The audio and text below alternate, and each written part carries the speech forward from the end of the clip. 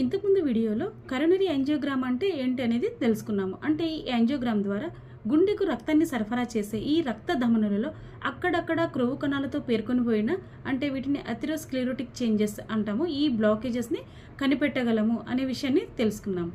ఇక ఈ వీడియోలో మనం యాంజియోప్లాస్టీ గురించి తెలుసుకుందాము.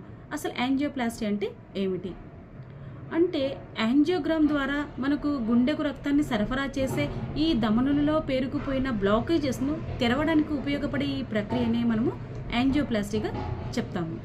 ఇక్కడ యాంజియోప్లాస్టీ యొక్క ప్రధాన లక్ష్యం ఏంటి అనంటే బ్లాకేజెస్ ఏర్పడిన రక్తనాళాన్ని వెడల్పుగా చేయడము మరియు సాధారణ రక్త ప్రవాహాన్ని తిరిగి తీసుకురావటము. ఇక్కడ చాలామందికి వచ్చే డౌట్ ఏంటి అని అంటే ఈ యాంజియోగ్రామ్ లేదంటే ఈ యాంజియోప్లాస్టీ చేసే డాక్టర్ని ఏమంటారు అని. ఈ రెండు ప్రక్రియలను చేసే డాక్టర్ను సాధారణంగా మనం ఇంటర్వెన్షనల్ కార్డియాలజిస్ట్గా చెప్తాము.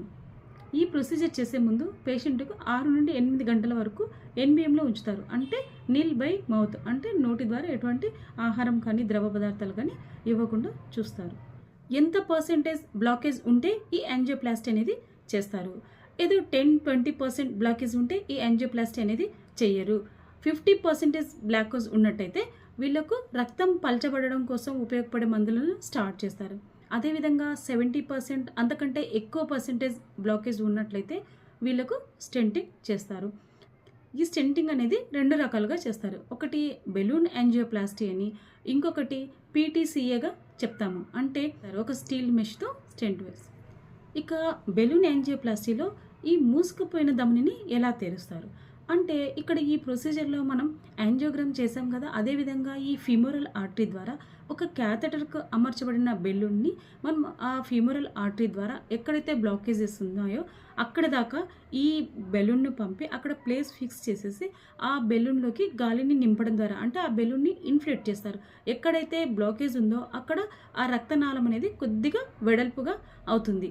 దీని ద్వారా అక్కడ ఆ బెలూన్ని కొద్దిసేపు అలాగే ఉంచి తర్వాత ఆ బెలూన్ని డీఫ్లేట్ చేసి అదే క్యాథెటర్ ద్వారా వాటిని రివర్స్ తీసుకుంటారు. దీని ద్వారా ఆ రక్త ప్రవాహం అనేది సాధారణంగా జరుగుతుంది.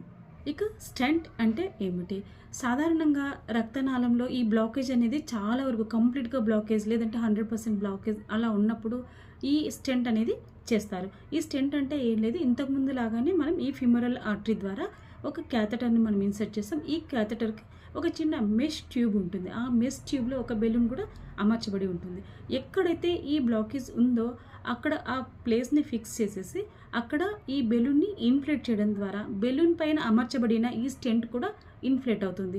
ఈ ఇన్ఫ్లేట్ అయిన బెలూన్ని కొద్దిసేపు అలాగే ఉంచి ఆ మెష్ అనేది బాగా ఫిక్స్ అయిన తర్వాత ఈ బెలూన్ని డీఫ్లేట్ చేసి ఆ క్యాథెటర్ను బెలూన్ని జాగ్రత్తగా రిమూవ్ చేస్తారు. ఈ విధంగా సాధారణ బ్లడ్ ఫ్లో తిరిగి ప్రారంభమవుతుంది.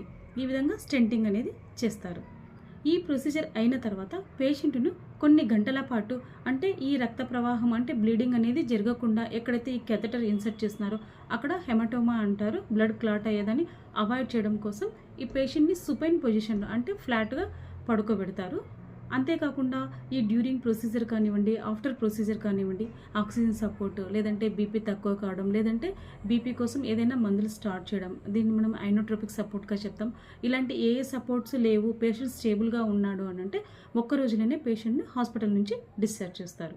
ఈ విధంగా ఈ ప్రొసీజర్ని మనం యాంజియోప్లాస్టీ లేదంటే కరోనరీ యాంజియోప్లాస్టీ లేదంటే బెలూన్ యాంజియోప్లాస్టీ లేదంటే పర్క్యూటేనియస్ ట్రాన్స్ల్యూమినల్ కరోనరీ యాంజియోప్లాస్టీగా చెప్తాము.